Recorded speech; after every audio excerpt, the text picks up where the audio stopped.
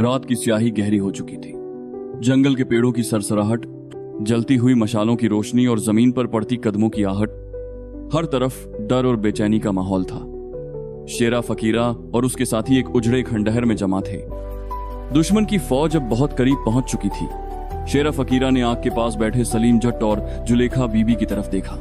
वक्त आ गया है, अब या तो हम अपनी जमीन बचाएंगे या इसी मिट्टी में दफन हो जाएंगे। सलीम जट की आंखों में अपने पिता के कत्ल का बदला लेने की आग जल रही थी। शेरा भाई, हम लड़ेंगे, खून का बदला खून से लेंगे। उसी पल खंडहर के कोने से महानूर दौड़ती हुई आई। उसके कपड़े धूल मिट्टी से सने थे और चेहरा पसीने से भीगा हुआ था। शेरा भाई, खबर लाई हूं, फहद खान की फौज पास के नाले के रास्ते हमला करने वाली है। ये सुनकर पूरे काफिले में सन्नाटा छा गया। जुलेखा बीबी बोली, अगर दुश्मन नाले के रास्ते आ रहा है तो हमें वहीं रोकना होगा। शेरा फकीरा ने फौरन रणनीति बनाई। हम नाले के दोनों तरफ घात लगाएंगे और जैसे ही वो निकलेंगे एक ही वार में खत्म कर देंगे। रात के तीसरे पहर, जब अंधकार हर चीज को निगल चुका था, शेरा फकीरा, सलीम जट, महानूर और उनके साथी चुपके चुपके नाले की ओर बढ़ने लगे। पेड़ों की ओट में छुपे, उनके हाथों में चमकती तलवारें और भाले अंधेरे में दहशत फैला रहे थे। उधर फहद खान अपनी फौज के साथ नाले की तरफ बढ़ रहा था। आज उन बागियों का सफाया होगा, फहद खान गरजा। जैसे ही पहला सिपाही नाले के किनारे पहुंचा, शेरा फकीरा की ललकार गूंजी, बच्चों हमला करो। चारों तरफ से तीर, तलवारें और भालों की बौछार होने लगी। फहद खान के सिपाही घबरा गए। चारों तरफ चीख पुकार, जख्मी लोगों की कराहें और घोड़ों की हिनहिनाहट से सारा जंगल गूंज उठा। सलीम जट अपनी तलवार लहराता हुआ दुश्मनों को गिराता फहद खान तक पहुंचने की कोशिश करने लगा। आज तुझे अब्बा के खून का हिसाब देना होगा, वो दहाड़ा। लेकिन फहद खान घोड़े पर सवार होकर भाग निकला। महानूर ने दूर से उसे जाते देखा और चिल्लाई, वो भाग रहा है। शेरा फकीरा ने जख्मी साथियों को संभाला और दुश्मन को शिकस्त देने के बाद अपनी थकी मांदी फौज को इकट्ठा किया। आज हमने उन्हें भगा दिया, मगर असली जंग अब किले में होगी। सभी साथियों ने आसमान की तरफ हाथ उठाए और एक साथ बोले, या अल्लाह, हमें फतेह दे। रात की स्याही अब छटने लगी थी।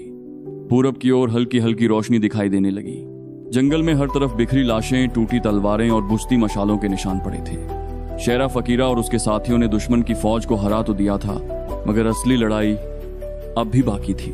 महानूर अपने जख्मी हाथ से एक पेड़ का सहारा लेकर बोली, शेरा भाई, फहद खान किले में पहुंच गया है, अब वो वहीं से हमला करेगा, हमें देर नहीं करनी चाहिए। शेरा फकीरा ने अपनी आंखों में इरादा लेकर कहा, हम किले पर चढ़ाई करेंगे और जुल्म के उस गढ़ को जलाकर राख कर देंगे। सलीम जट, जो अपने बाजू पर पट्टी बांध रहा था, बोला, अब हम पीछे नहीं हटेंगे, या तो जीत या मौत। जुलेखा बीबी ने चुपचाप जमीन से एक तलवार उठाई और बोली, मेरा इंतकाम अभी बाकी है। जब तक फहद खान जिंदा है, मेरा दिल चैन नहीं पाएगा। उधर किले में फहद खान गुस्से में पागल हो रहा था। मैं उन फकीरों को जिंदा नहीं छोड़ूंगा। पूरी फौज तैयार करो, शहर के दरवाजे बंद कर दो, कोई भी बागी बचकर न जाने पाए। उसके साथ राजा सफदर और मीर बशीर जैसे दरबारी भी डर से कांप रहे थे। उन्हें अब लगने लगा था कि जंगलूस के लोग अब किसी भी कीमत पर रुकने वाले नहीं। सुबह सूरज निकलते ही शेरा फकीरा ने अपनी छोटी सी फौज इकट्ठा की। उनके हाथों में भाले, तलवारें और धनुष थे। आज का दिन हमारा है, जुल्म की दीवार को गिराना है। सभी बागी एक सुर में बोले, या अल्लाह मदद। जंगलूस के लोग किले की ओर बढ़ने लगे। रास्ते में गांव वाले, औरतें और बुजुर्ग भी उनके पीछे हो लिए। हर आंख में उम्मीद की रोशनी थी और हर दिल में आजादी की चाह। किले के दरवाजे पहुंचकर सलीम जट ने ललकारा, फहद खान बाहर आ, अपना अंजाम देख। किले की दीवारों से तीरों की बारिश शुरू हो गई, लेकिन जंगलूस के बागी न रुके न झुके। शेरा फकीरा ने लकड़ी के भारी तख्ते आगे बढ़वाए और दरवाजा तोड़ने का हुक्म दे दिया। दरवाजा तोड़ो। जंगलूस के नौजवान दरवाजे पर टूट पड़े। चारों तरफ लड़ाई का शोर, घोड़ों की हिनहिनाहट और तलवारों की खनक गूंज रही थी। जंगल में अब हल्की रोशनी फैल चुकी थी, लेकिन फिजा में जंग की बू अब भी बाकी थी। जख्मी जवान, टूटे हुए हथियार और जमीन पर बहता लहू, हर मंजर में बगावत और इंतकाम की आग सुलग रही थी। शेरा फकीरा ने अपनी तलवार उठाते हुए अपने साथियों से कहा, आज इस किले की दीवारें गिरा देंगे। जुल्म की ये इमारत राख बनानी है। चाहे दुश्मन कितना भी ताकतवर क्यों ना हो, हमारी हिम्मत उससे बड़ी है। महानूर, सलीम जट और जुलेखा बीबी उसके साथ खड़े थे। सबकी निगाहें फहद खान के किले पर जमी हुई थी। बागियों ने भारी भारी लकड़ी के तख्ते उठाए और किले के गेट की तरफ दौड़ पड़े। दीवारों से तीरों की बारिश शुरू हो गई, मगर शेरा फकीरा की गरजती आवाज आई, आगे बढ़ो, मौत से मत डरो। सलीम जट ने जाकर गेट पर जोरदार वार किया। दरवाजा कांप उठा। जुलेखा बीबी ने आग जली हुई मशाल उठाई और गेट के निचले हिस्से में आग लगा दी। किले के अंदर फहद खान बुरी तरह घबरा गया। गेट बचाओ वरना सब खत्म हो जाएगा। लेकिन अब देर हो चुकी थी। दरवाजा एक जोरदार धमाके के साथ टूटा और जंगलूस के बागी किले में घुस पड़े। किले के अंदर जबरदस्त लड़ाई शुरू हो गई। हर तरफ तलवारों की झंकार, घोड़ों की हिनहिनाहट और जख्मियों की कराहें गूंजने लगी। शेरा फकीरा एक एक करके दुश्मन के सिपाहियों को गिराता हुआ फहद खान की तरफ बढ़ रहा था। फहद खान ने अपने खास सिपाही भेजे, मगर सलीम जट और महानूर ने उन्हें एक एक कर ढेर कर दिया। जुलेखा बीबी अपने हाथ में तलवार लिए फहद खान की तलाश में निकल पड़ी। उसकी आंखों में बरसों का इंतकाम भरा था। फहद खान किले के एक कोने में छिपने की कोशिश कर रहा था, लेकिन शेरा फकीरा उसे पकड़ ही लिया। अब कहां भागेगा फहद खानान? फहद खान कांपते हुए बोला, शेरा मुझे माफ कर दे, मैं तेरा कुछ नहीं बिगाड़ सका। जुलेखा बीबी आगे आई और गुस्से में कहा, मेरे बच्चों, मेरे भाई, मेरे गांव का खून तूने बहाया। अब माफी का वक्त खत्म हो गया। और एक ही बार में जुलेखा बीबी ने फहद खान का काम तमाम कर दिया। किले पर कब्जा करने के बाद जंगलूस के बागियों ने एक नई सुबह देखी। धुएं की हल्की धुंध अब भी हवा में तैर रही थी, लेकिन लोगों के दिलों में उम्मीद की रोशनी जाग चुकी थी। शेरा फकीरा किले के आंगन में खड़ा था। उसके साथ उसके साथी और गांव के लोग भी इकट्ठा थे। शेरा ने ऊंची आवाज में कहा, अब ये किला जंगलूस के लोगों का है।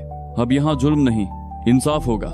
सभी बागियों ने जोरदार नारे लगाए, जुल्म के खिलाफ बगावत जिंदाबाद। शेरा फकीरा ने कलीले के बड़े हॉल में एक बैठक बुलाई। महानूर, सलीम जट, जुलेखा बीबी, उस्ताद दिलावर और गांव के बुजुर्ग उसमें मौजूद थे। शेरा ने कहा, हमें जंगलूस के हर गांव और बस्ती में यह खबर भेजनी है कि अब किसी बेगुनाह पर जुल्म नहीं होगा। जो लोग बेवजह कैद हैं उन्हें रिहा करो, और जो फहद खान के पाले हुए गद्दार हैं उनका हिसाब लिया जाएगा। सभी ने सर हिलाकर हामी भरी। किले के तहखाने में कैद किसानों, औरतों और बुजुर्गों की चीखें अब भी गूंज रही थीं। शेरा फकीरा और सलीम जट वहां पहुंचे। शेरा ने ताले तोड़ते हुए कहा, तुम सब आजाद हो, अब जंगलूस तुम्हारा है। सभी कैदी खुशी के आंसू बहाने लगे और शेरा के कदमों में झुककर उसका शुक्रिया अदा किया। लेकिन कलीले से दूर जंगल के एक सुनसान कोने में मलिक नजीर और बरहान खान बैठे साजिश कर रहे थे। मलिक नजीर ने कहा, फहद खान तो गया, लेकिन अब जंगलूस पर कब्जा करने के लिए हमें एक और चाल चलनी होगी। बरहान खान ने मुस्कुराकर कहा, अब तलवार नहीं, दगाबाजी और धोखे की बारी है। दोनों ने मिलकर जंगलूस के नए निजाम के खिलाफ साजिश का आगाज कर दिया। किले के आंगन में शेरा फकीरा और जुलेखा बीबी बैठे थे। जुलेखा ने कहा, शेरा, ये लड़ाई तो जीत ली, मगर असली जंग अभी बाकी है।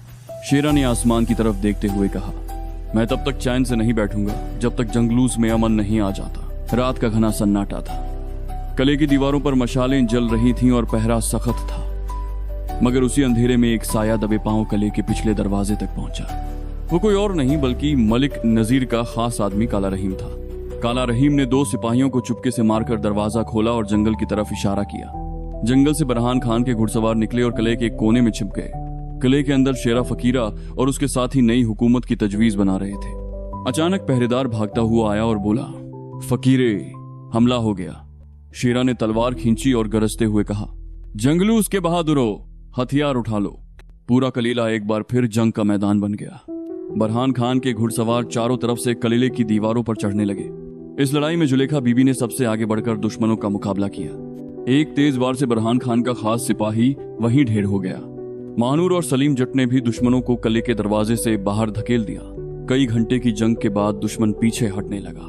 काला रहीम को सलीम जट ने पकड़ लिया और शेरा फकीरा के सामने लाया। शेरा ने गुस्से से पूछा, किसके कहने पर आया था? काला रहीम कांपते हुए बोला, मलिक नजीर जंगलूस पर कब्जा चाहता है। शेरा गरज कर बोला, उसे कहना अब जंगलूस की मिट्टी भी उसके लिए जहर है। दूसरी तरफ जंगल में मलिक नजीर और बरहान खान नई चाल की तैयारी कर रहे थे। मलिक नजीर ने कहा, फकीरे की हुकूमत में हमारा एक आदमी है, अगला वार अंदर से होगा। बरहान खान हंसते हुए बोला, जब अंदर का सांप डसेगा तब उसे बचाने वाला कोई नहीं होगा।